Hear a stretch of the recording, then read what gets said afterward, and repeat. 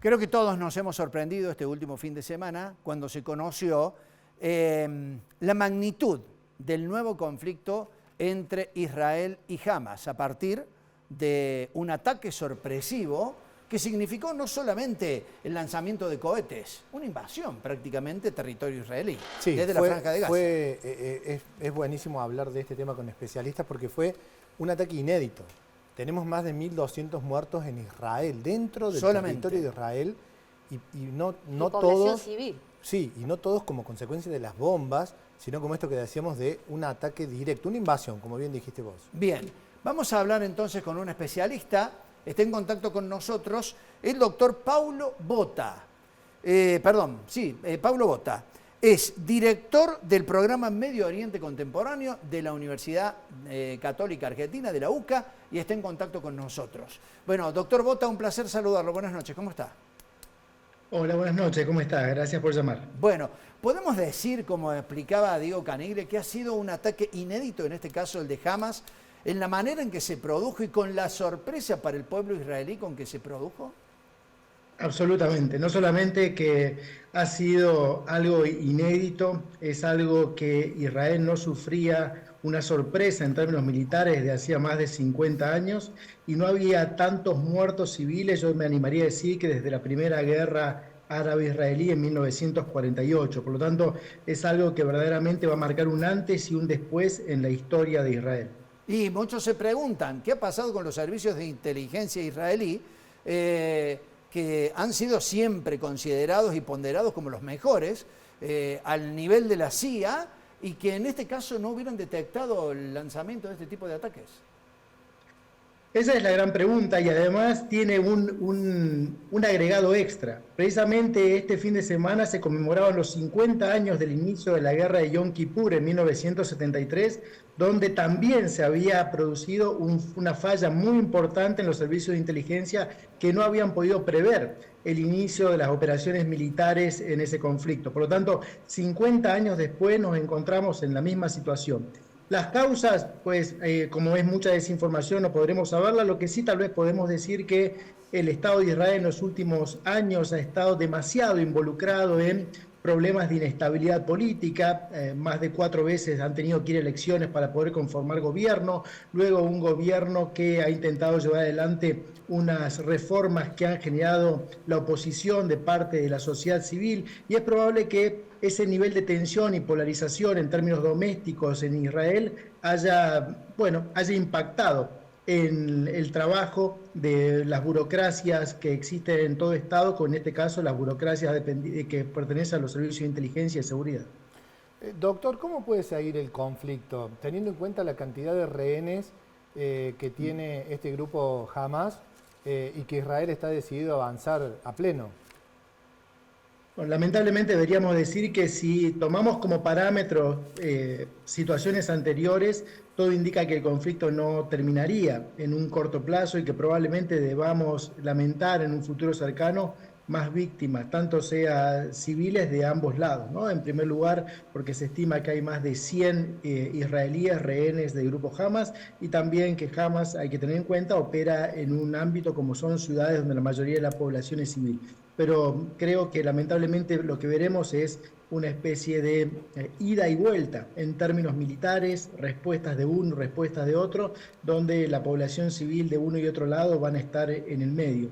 En este momento es poco probable que haya una solución que no sea militar o que haya expectativas de una solución política. ¿Por qué? Porque precisamente lo inédito y lo grave de los ataques que ha generado Hamas en territorio israelí hacen que haya muy pocos incentivos en términos políticos como para poner la otra mejilla, para decirlo de una manera muy simple. Y por lo tanto, tal vez lo que debemos esperar, lamentablemente, es que hablen las armas antes que los diplomáticos. Doctor, ¿y qué probabilidad concreta hay de que se involucren otros países, ¿no? Se habla probablemente, bueno, del caso de Irán, se habla hasta de la propia Rusia, ¿no? ¿Se pueden llegar a involucrar en este conflicto? Lo más probable que vamos a ver es que lo que hemos asistido en las últimas horas es algunos ataques desde Líbano por parte de Hezbollah, que le va a agregar presión al aparato militar y de seguridad israelí para responder en dos frentes.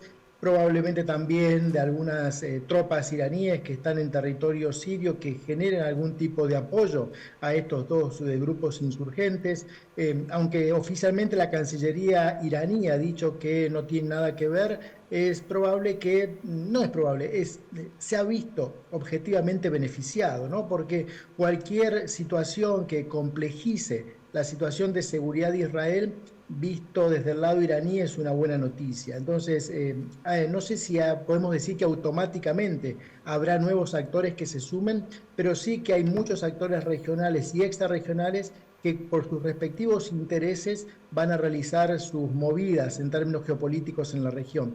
Y de ahí está la peligrosidad inherente de este conflicto hoy por hoy. Claro. Estados Unidos sería uno de los casos. Así es, Estados Unidos ya ha movilizado parte de algunas fuerzas navales al Mediterráneo Oriental, más allá de dar su apoyo diplomático irrestricto al Estado de Israel. Lo mismo, me parece que eso ya es una señal muy clara y es tal vez el ejemplo más claro de lo que podemos mencionar. Doctor, a propósito de lo que le preguntaba Julio, en la intervención de Estados Unidos se menciona también una capacidad bélica nuclear. ¿Estamos realmente ante una posibilidad de una intervención de esta naturaleza?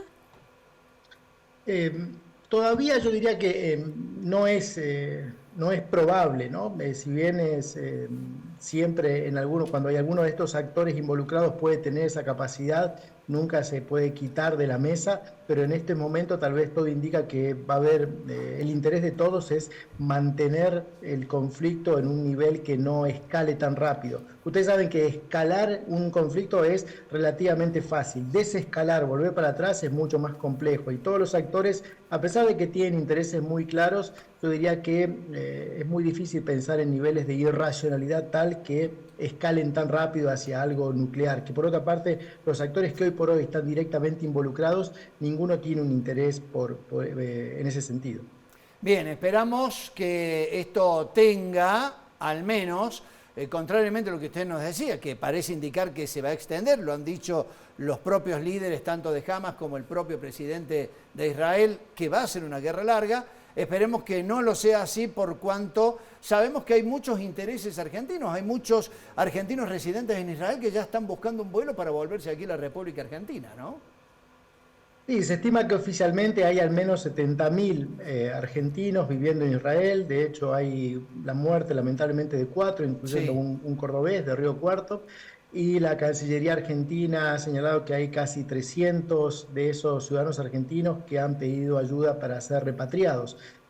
Obviamente es un conflicto que nos afecta y particularmente al tener tantos ciudadanos argentinos viviendo en Israel es algo que no es algo que esté en las noticias o que esté a 15.000 kilómetros de distancia, es algo que afecta a muchas familias argentinas, por supuesto muchas cordobesas que se van a ver afectados y que para ellos no es una curiosidad, es algo que tiene que ver con afectos, con amigos, con familiares y que por lo tanto hay que también estar atento a esa faz, diríamos, humanitaria del conflicto. Y es más, doctor, si mal no me equivoco, muchos participando también de las milicias, ¿no? Porque muchos a veces sienten ese nivel de pertenencia y se alistan en el ejército israelí. Sí, por supuesto, son menores de 25 años pueden hacer el servicio militar y por lo tanto adquieren la ciudadanía plena, pero no por ello dejan de ser ciudadanos argentinos. Nosotros tenemos la posibilidad de brindarle a todos nuestros ciudadanos que tengan la doble ciudadanía, como hay gente que es argentino-israelí, hay argentino-italiano, argentino-español, etc.